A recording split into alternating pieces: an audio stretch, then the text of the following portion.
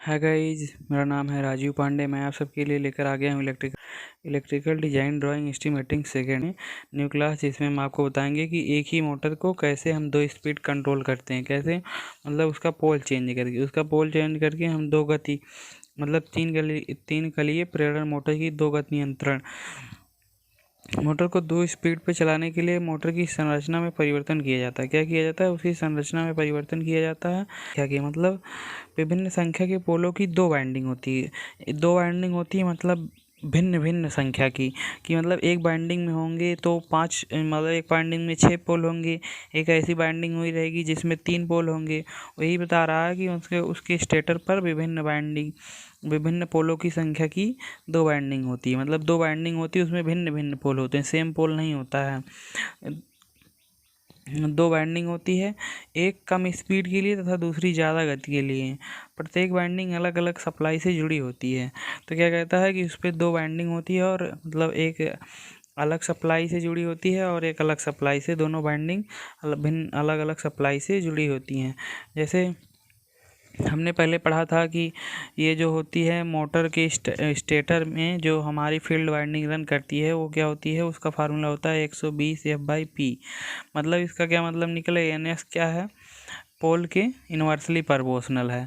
लेकिन अगर हम एन आर बराबर क्या हो गया था, 120 Fr/P। मतलब इसमें रोटर की जो स्पीड एन आर थी वो किसके प्रोपोर्शनल थी, इन्वर्सली प्रोपोर्शनल थी पोल की। पोलों की संख्या, अगर पोल की संख्या बढ़ाते हैं तो स्पीड, रोटर की स्पीड घट जाएगी। अगर पोल की संख्या घटाते हैं तो रोटर की स्पीड बढ़ जाएगी। इस प्रकार से वर्क कर रही थी।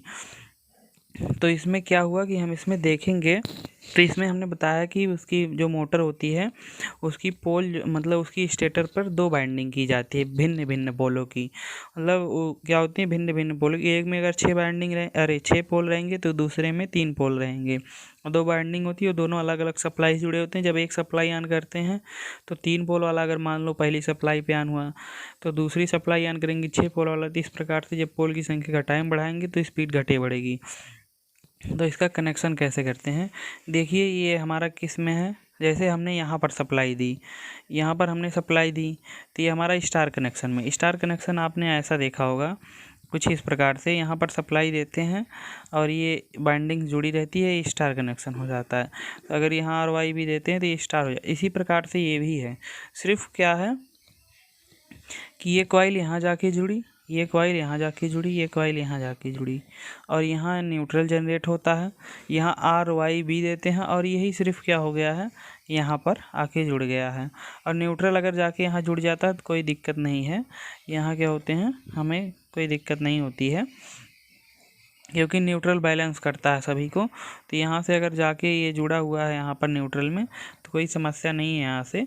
तो इस प्रकार से अगर यहाँ पर हम सप्लाई लगाते हैं आर वाई बी तो क्या होंगे, ये करंट इसमें इसी कॉइल में सेम, दोनों कॉइल में सेम करंट, और यहाँ पर यही करंट जो आएगा दोनों कॉइल में सेम रहेगा, यहाँ पर भी सेम रहेंगे। यहाँ से क्या होगा, एक ही पोल जनरेट होगा। क्या होगा, इतने दूरी से एक ही पोल जनरेट होगा।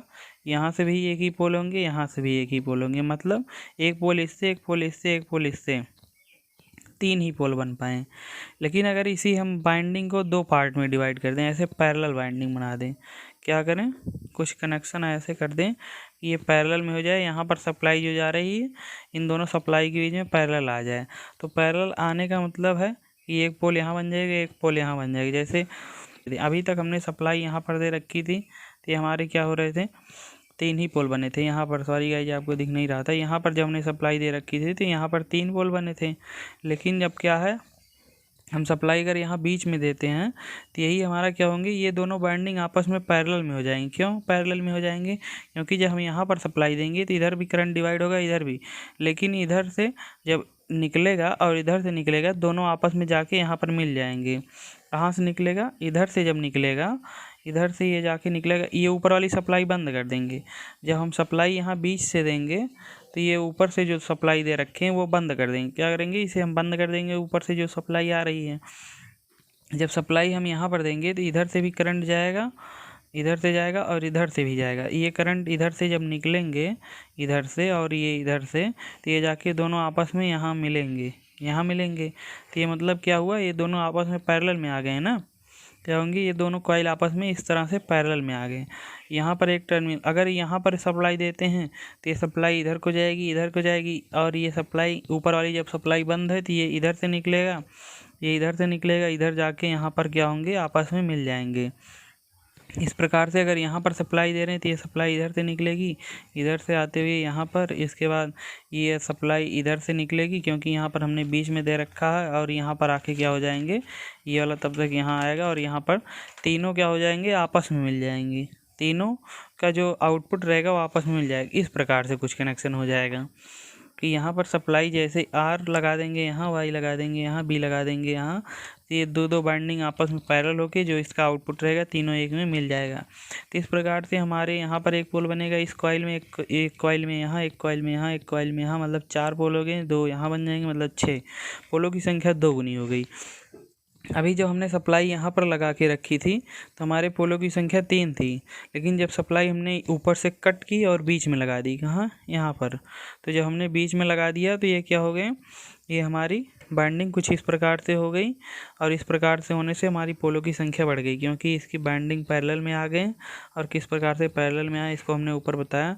इस प्रकार से जब पैरेलल में आ जाएंगे पोलों की संख्या बढ़ जाएगी, हमारा मोटर क्या होगा, जैसे यहाँ पर हमने बताया था कि अगर पोलों की संख्या बढ़ती है तो क्या होगी, एनआर घट जाएगा। क्या होगा, एनआर घट जाएगा। एनआर जो कि क्या था, हमारा रोटर स्पीड था। क्या था, रोटर स्पीड। रोटर स्पीड क्या होते हैं, पोल के इन्वर्सली प्रोपोर्शनल होते हैं। अगर ये घटता है तो ये बढ़ जाएगा, अगर ये बढ़ता है तो ये घट जाएगा। हमारा पोल की संख्या कैसे होगी, जैसे ही बढ़ेगी एनआर क्या होगा, घट जाएगा, और जैसे पोल की संख्या घटेगी एनआर क्या होगा, स्पीड बढ़ जाएगी, मतलब रोटर की स्पीड।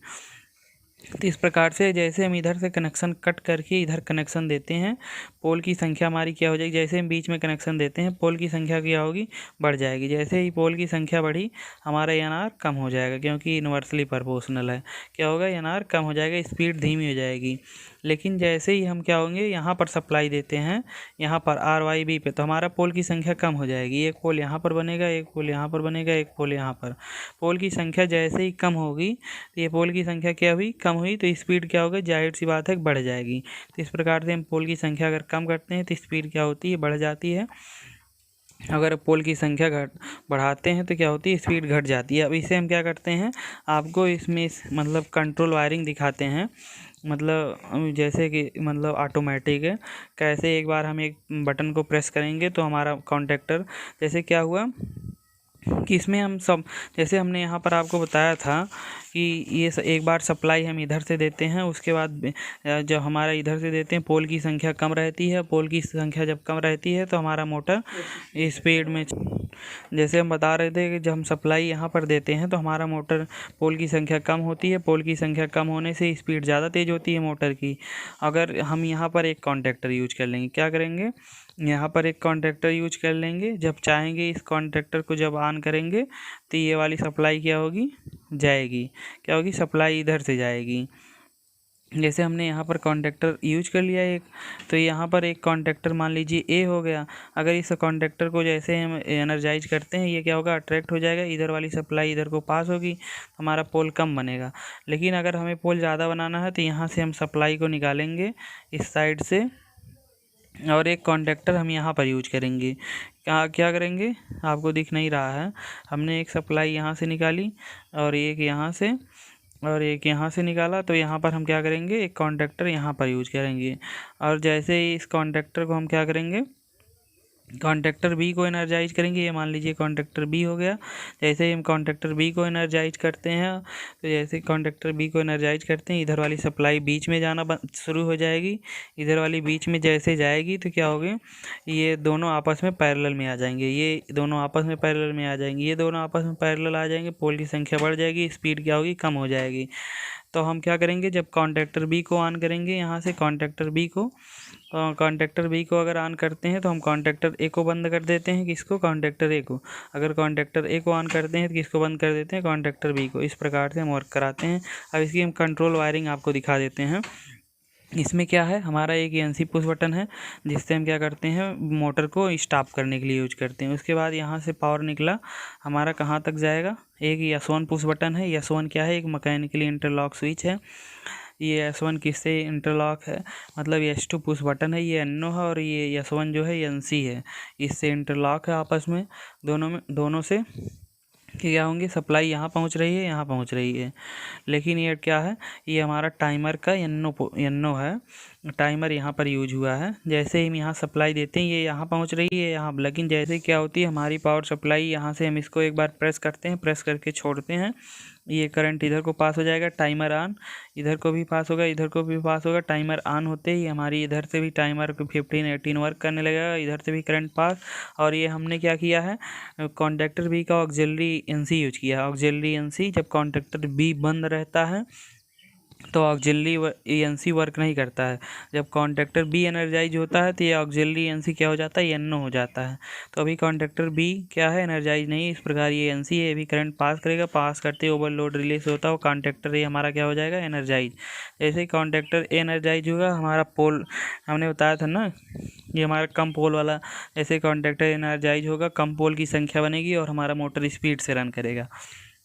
लेकिन जैसे हम इसको एक बार प्रेस करके छोड़ दिए हैं, उसके बाद जैसे ही हमारा कॉन्टैक्टर एनर्जाइज हुआ, इसका हमने ऑक्सिलरी एनो कहाँ यूज किया, इसके पैरेलल में, इसके पैरेलल में यूज किया। तो हमारा जैसे ही इसे छोड़ दिए हैं, अब ये करंट, ये क्या होगा, कॉन्टैक्टर ए के ऑन होते ही ये एनो क्या हो जाएगा, एनसी बन जाएगा, एनसी बनते ही अब करंट इधर से पास होगा।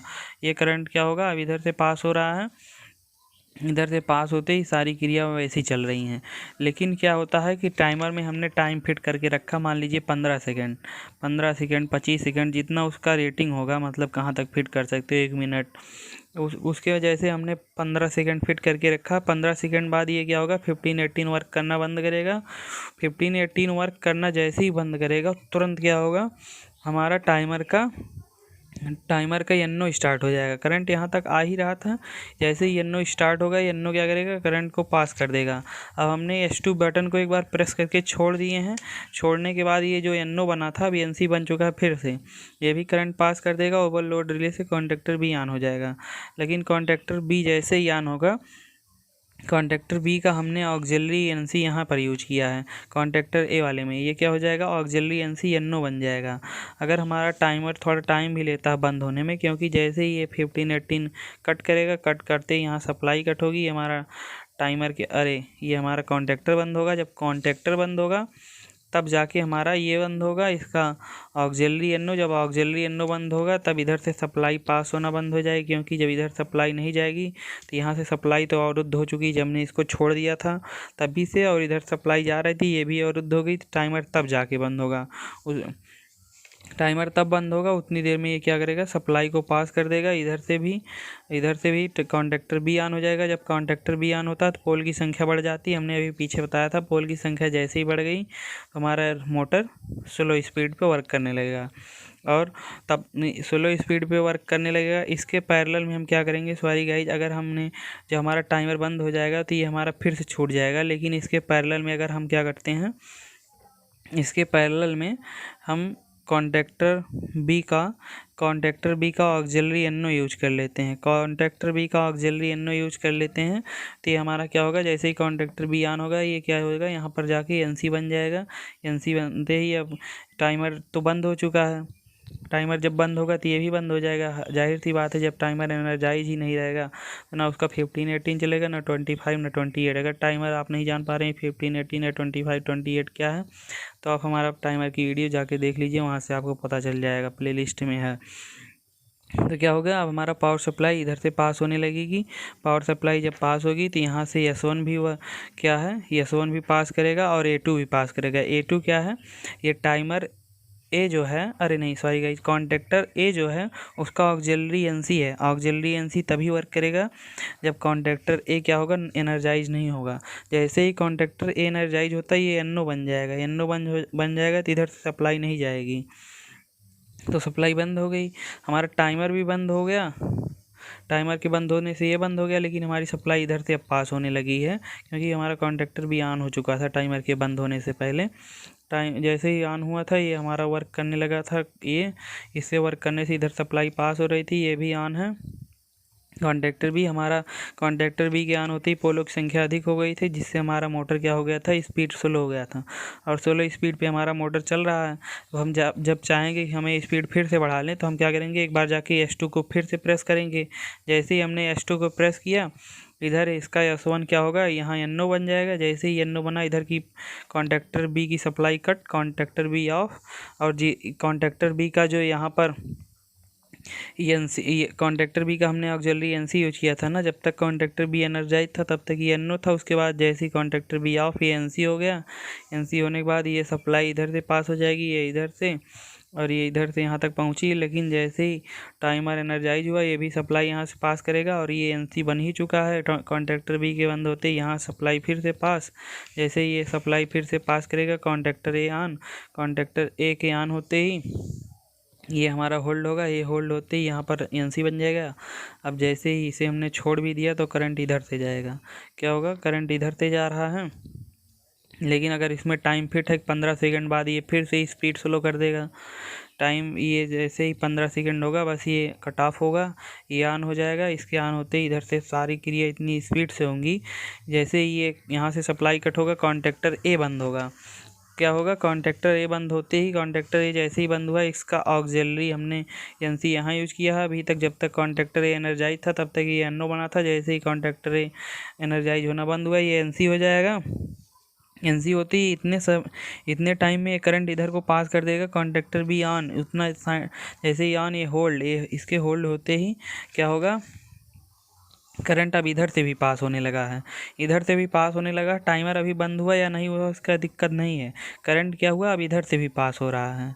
करंट इधर से भी पास हो रहा है। टाइमर बंद भी हो जाए तब भी कोई दिक्कत नहीं, ऑन भी रहेगा तब भी कोई दिक्कत नहीं। लेकिन हमने फंक्शन इस प्रकार से किया है कि टाइमर भी बंद हो जाए, क्योंकि जब इधर से सप्लाई ये कट कर देगा तो ये कॉन्टैक्टर जैसे ही ऑफ होगा तो ये हमारा होल्ड होना, ये जो इधर होल्ड हुआ था NC बन गया था, अब ये NO हो जाएगा। जैसे ही NO होगा, इधर से सप्लाई बंद हो जाएगी। सप्लाई के बंद होते ही टाइमर में सप्लाई जाना बंद, क्योंकि जब यहाँ पर सप्लाई आ रही थी इधर से दो कनेक्शन थे, इधर इधर, तो इधर सप्लाई बंद, टाइमर भी बंद, तो ये भी बंद हो जाएगा। जब ये बंद हो जाएगा तो इस प्रकार से हमारा चलता रहेगा। जैसे हमें फिर से स्पीड बढ़ानी है, हम S2 को प्रेस कर देंगे। इस प्रकार से इसकी कंट्रोल वायरिंग हुई हमारी। अब हम इसे क्या बताएंगे, पावर वायरिंग बताएंगे। थैंक यू दोस्तों, अगर आपको हमारा वीडियो अच्छा लगा तो लाइक शेयर सब्सक्राइब करें। हम आपके लिए नेक्स्ट वीडियो जल्दी ले आएंगे पावर वायरिंग की। Thank you.